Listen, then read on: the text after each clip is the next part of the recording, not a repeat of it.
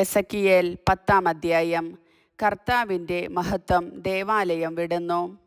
ഞാൻ നോക്കി, അതാ കെരൂബുകളുടെ മീതെയുള്ള വിതാനത്തിൽ അവയുടെ തലയ്ക്കു മുകളിലായി ഇന്ദ്രനീല നിർമ്മിതമായ സിംഹാസനം പോലെ എന്തോ ഒന്ന്. അവിടുന്ന് ചണവസ്ത്രധാരിയോട് ആജ്ഞാപിച്ചു, നീ കെരൂബുകളുടെ കീഴിലുള്ള ചക്രങ്ങൾക്കിടയിലേക്ക് പോവുക.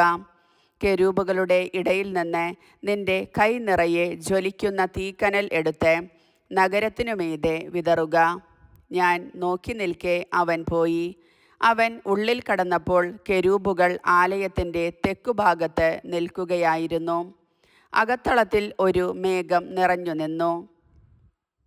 കർത്താവിൻ്റെ മഹത്വം കെരൂബുകളിൽ നിന്ന് ഉയർന്ന് ആലയത്തിൻ്റെ പടിവാതിൽക്കലേക്ക് പോയി. ആലയം മുഴുവൻ മേഘത്താൽ നിറഞ്ഞു. അങ്കണമാകെ കർത്താവിൻ്റെ മഹത്വത്തിൻ്റെ ശോഭയാൽ പൂരിതമായി. സർവശക്തനായ ദൈവം സംസാരിക്കുമ്പോഴുള്ള സ്വരം പോലെ കെരൂബുകളുടെ ചിറകടി ശബ്ദം പുറത്തെ അങ്കണം വരെ കേൾക്കാമായിരുന്നു. അവിടുന്ന് ചണവസ്ത്രധാരിയോട് തിരയുന്ന ചക്രങ്ങൾക്കിടയിൽ നിന്ന് കെരൂബുകൾക്കിടയിൽ നിന്ന് അഗ്നിയെടുക്കുക എന്ന് ആജ്ഞാപിച്ചപ്പോൾ അവൻ അകത്തു കടന്ന് ചക്രത്തിനു സമീപം നിന്നു. കെരൂബുകൾക്കിടയിൽ നിന്ന് ഒരു കെരൂബ് തങ്ങളുടെ ഇടയിലുള്ള അഗ്നിയിലേക്ക് കൈനീട്ടി. അതിൽ നിന്ന് കുറച്ചെടുത്ത് ചണവസ്ത്രധാരിയുടെ കയ്യിൽ വെച്ചു. അവൻ അത് വാങ്ങി പുറത്തേക്ക് പോയി. കെരൂബുകൾക്ക് ചിറകിൻ കീഴിൽ മനുഷ്യകരത്തിൻ്റെ രൂപത്തിൽ എന്തോ ഒന്ന് ഉള്ളതായി കാണപ്പെട്ടു.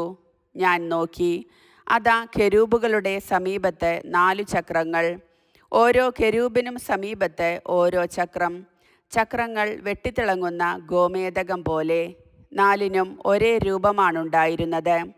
ഒരു ചക്രം മറ്റൊന്നിനുള്ളിൽ എന്ന പോലെ കാണപ്പെട്ടു. 4 ദിക്കുകളിൽ ഏതിലേക്കും അവയ്ക്ക് പോകാമായിരുന്നു. പോകുമ്പോൾ അവ ഇടം വലം തിരിയുകയില്ല. മുൻചക്രത്തെ മറ്റുള്ളവ അനുഗമിച്ചു. സഞ്ചരിക്കുമ്പോൾ അവ ഇടം വലം തിരിഞ്ഞിരുന്നില്ല. കെരൂബുകളുടെ ശരീരമാകെ പിന്നിലും കൈകളിലും ചിറകുകളിലും ചക്രങ്ങളിലും നിറയെ കണ്ണുകൾ ഉണ്ടായിരുന്നു.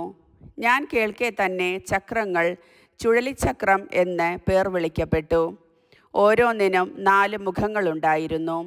ഒന്നാമത്തെ മുഖം കെരൂബിൻ്റേതുപോലെ, രണ്ടാമത്തേത് മനുഷ്യൻ്റേതുപോലെ, മൂന്നാമത്തേത് സിംഹത്തിൻ്റേതുപോലെ, നാലാമത്തേത് കഴുകൻ്റേതുപോലെ. കെരൂബുകൾ മുകളിലേക്ക് ഉയർന്നു. കേബാർ നദീതീരത്ത് വെച്ച് ഞാൻ ദർശിച്ച ജീവികൾ തന്നെയാണ് ഇവ. കെരൂബുകൾ പോയപ്പോൾ ചക്രങ്ങൾ അവയോട് ചേർന്നു പോയി. കെരൂബുകൾ ഭൂമിയിൽ നിന്നുയരാനായി ചിറകുകൾ പൊക്കിയപ്പോൾ ചക്രങ്ങൾ അവയിൽ നിന്ന് വേർപെട്ടില്ല. കെരൂബുകൾ നിശ്ചലരായപ്പോൾ ചക്രങ്ങളും നിശ്ചലമായി. കെരൂബുകൾ ഉയർന്നപ്പോൾ ചക്രങ്ങളും ഒപ്പം ഉയർന്നു.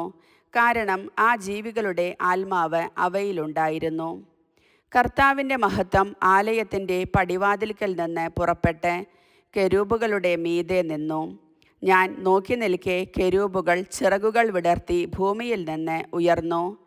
അവ പോയപ്പോൾ സമീപത്തായി ചക്രങ്ങളും ഉണ്ടായിരുന്നു. കർത്താവിൻ്റെ ആലയത്തിൻ്റെ കിഴക്കേ കവാടത്തിങ്കൽ അവ നിന്നു. ഇസ്രായേലിൻ്റെ ദൈവത്തിൻ്റെ മഹത്വം അവയുടെ മുകളിൽ നിലകൊണ്ടു. കേബാർ നദീതീരത്ത് വെച്ച് ഇസ്രായേലിൻ്റെ ദൈവത്തിൻ്റെ കീഴിലായി ഞാൻ കണ്ട ജീവികൾ തന്നെയാണ് ഇവ. ഇവ കെരൂബുകളാണെന്ന് ഞാൻ മനസ്സിലാക്കി. ഓരോന്നിനും 4 മുഖങ്ങളും 4 ചിറകുകളും ഉണ്ടായിരുന്നു.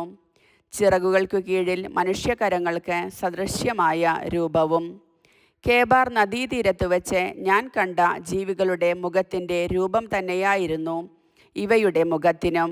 അവ ഓരോന്നും നേരെ മുൻപോട്ട് പോയി.